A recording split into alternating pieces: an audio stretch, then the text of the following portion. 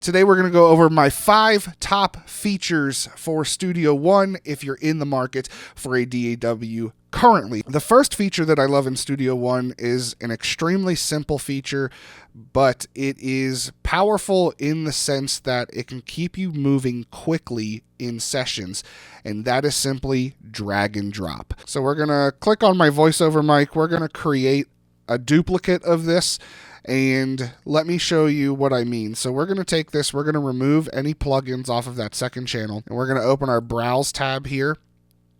And let's say we just want to add an analog delay right onto our setup. We just drag it and drop it to the track we want. Now this works with audio tracks, with MIDI tracks, with sends. It even works on the master bus for everything as well. Also, drag and drop chains, so effects chains, different presets, whatever you are needing at that exact moment, you can drag and drop it in. So my good buddy over at Home Studio Corner, Joe Gilder, he had some presets that he put out a long time ago, but this ambient guitar one I really love, and I've used a couple different times for things. So let's say I want this whole chain. I just grab this, I drag and drop it, and now we've got everything set up for the whole chain that Joe had put together for that specific example. The second thing I love with Studio One is instrument layering. You know, a couple weeks ago we talked about the new digital piano we have here in the studio and how we can layer the sounds on the piano, but we can also do that in Studio One, and it's extremely simple, but it's still pretty powerful. So let's just find an instrument. We're going to start with just presence here, and we're going to pull up a piano. So we're going to grab just a full acoustic piano, and for sake of camera placements, we're just going to stay right here instead of going over. I'm going to hit my my caps lock to bring up the on-screen piano for things, and we're just going to play a C.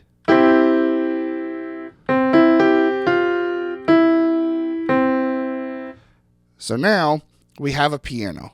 But what if we wanted a piano and strings, but you don't want multiple instruments or multiple tracks sitting on there? This is simple.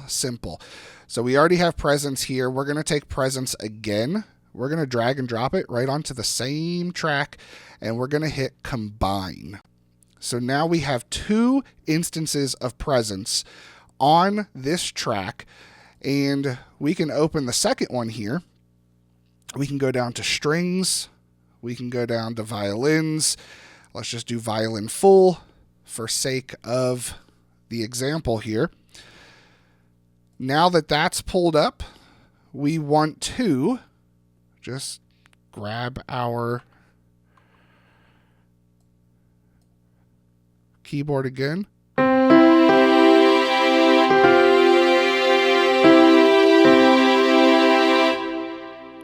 Now things can be customized within that as well.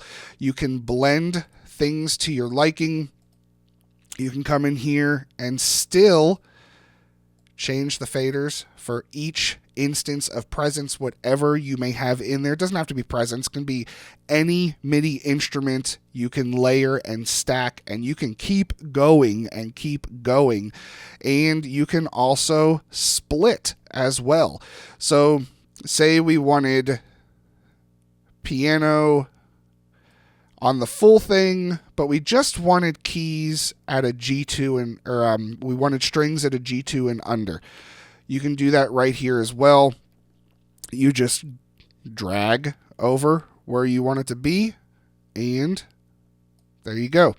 So when you have your actual MIDI controller or keyboard in front of you, it will represent that as well. So if I pull this up right now, I'm at a C3.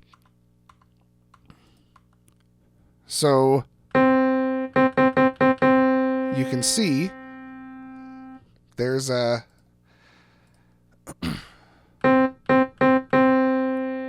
there's no strings playing. Now if I bring this up to the C3, now we're getting strings. So you can start to customize heavily inside of these layered instruments and really make this your own and really have fun with this. The third feature I love inside Studio One is scenes. So let's actually hop over to another session here, one of my songs. So this session is a song called Let Go. This is one of my songs here. Now, over here on the left-hand side, we have a couple different options for things. One of them right here is the Show Scenes console. Now, within Show Scenes, you can create multiple mixes of a single song within the same session. And you can choose the recall options. So if you want to have it recall specifically inserts, if you're adding plugins or taking plugins away, you can do it that way. You can change it for muting, panning, volume, everything you see there. Let's just do a simple approach here for this tune and take a look at the actual inserts for some different things. And within that, this is the original here. The tides are shifting and your current is slowing. What if we wanted some crunchy vocals? What if we wanted to add some grit, some distortion to the vocals? So we created a scene for crunchy vocals, and you can see right here, this is our vocal chain. If I recall this by double clicking, I now have some red light distortion on there. I see just where you're lacking. The tides are shifting and your current is slowing. That's all well and good, but what if we wanted some crushed drums? What if we wanted the drums to just be really saturated and have just a lot more going on there? Well, we created another scene right here that we can double click. Now we've got red light distortion on the drums, but if we go back to the vocal, red light distortion is not there anymore either. So we're completely changing the mix and the feel of this song. And so let's listen to those drums. The leaves are falling to fulfill their calling, and I know that this... Now, are they a little overcrushed? Yes, they are. But for demonstration, I wanted to get it across for everything. Now, this is all well and good showing you that you can have multiple scenes, but let's quick create a scene so you know how to do that as well. So inside the scenes, what we want to do, wherever we're at, we can recall, let's just recall the original, because whatever scene you're on, when you go to create a new one, it's going to essentially copy what scene you have selected already. So here, we're going to do something stupid crazy.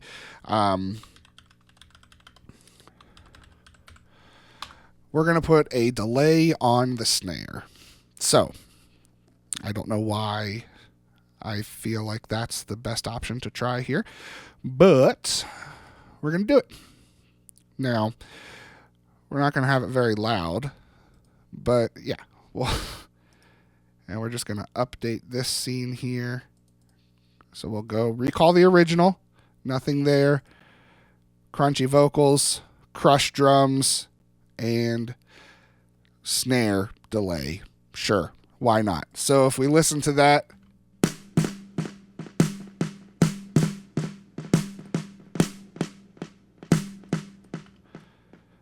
let's just put it down to a quarter note.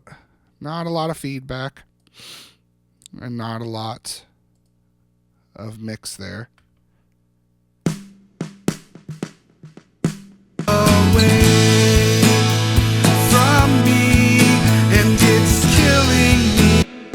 Now, again, that's probably not a viable option most of the time, but as you can see, that's how simple it is. And again, you just recall whatever you want. The fourth thing that I really love about Studio One is the built-in mastering suite. We have Let Go. It is finished. we are ready to call it a day. This is done. We've bounced out the track. Everybody loves it. What do we do next? Well, we need to master this track.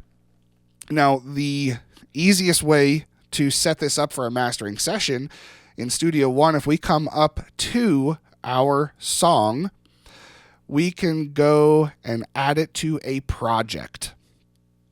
Now, with project, you can create new project. If you have other ones already chosen, you can add it to that as well. So Wishful Forgetting was the EP that I had put out a couple years ago, and this song is obviously in that project. But if you hit create new project, you can name it whatever you'd like, and at that point, you can start adding multiple songs into that project as well. So when you're opening up each session, you're adding it to the mastering suite. And let's take a look here to see what the suite itself looks like. This is the PreSonus mastering suite that's built in. Now, this is a project I've been working on recently for an acoustic session. You guys will hear more about that later. But as you can see, it's got everything you need to get it going. So we have the tracks over here to the left. And if you have multiple tracks, you'll see them all listed there as well. Here we have where we can put inserts for each specific track, and underneath is where we have inserts for the master that is applied to everything. So if you have a bunch of tracks out here, they'll be in chronological order, going from what was added there. You can move things around, grabbing different plugins you need for anything, and then you obviously have all the metering there as well. The fifth feature that I love inside Studio One is more of a selfish one. It is just how much you can customize things between just the visuals of Studio One, the color palette that's on the screen here, and different macros. Now, you've seen me do everything tonight with macros except the drag and drop, but you can also set up macros to insert plugins onto channels as well. So we can get rid of this browse over here. We're going to take our MIDI instrument channel, and we are going to simply add a fat channel to this using a macro. So for me, just using Control F brings up a fat channel. I can start doing whatever I need to on there for that. Compression, EQ, limiting, whatever we need to do for that in itself. Even when I duplicated the track, I just simply clicked it and Control D, and now I have a new track. Now, when it comes to the palette itself, palette is the coloration of Studio One. Now, inside here, we can go into the actual preferences for Studio One, and inside the preferences we can go to appearance, and here we can start making changes on whatever we want. So you can customize this to your studio logo colors, to the theme of your home studio. That's kind of what I have mine set out to with the purple for Floodwater. You can change the luminance for things where you're adjusting the actual workspace if you want a brighter space there, or you want a darker space to have your track sitting on. You can adjust the contrast for everything, where you can see the actual markers inside the workspace there. You can change plugins, scores, anything you want. The world is your oyster. Studio One is by far currently my favorite DAW that's out there that I have personally used. If you guys have any questions or comments, let me know down in the comment section. But if you use Studio One and you're not very comfortable with it and you would like to dive in and learn some more, I do have some one-on-one coaching available. If you head to floodwaterstudios.com/coaching, I'd love to partner up with you and just deep dive into the questions that you may have with Studio One functionalities, how to get to a specific spot, whatever you're trying to do. I would love to help you out with that. floodwaterstudios.com/coaching. I hope this video was helpful. We'll catch you on the next one. Go record something. See ya.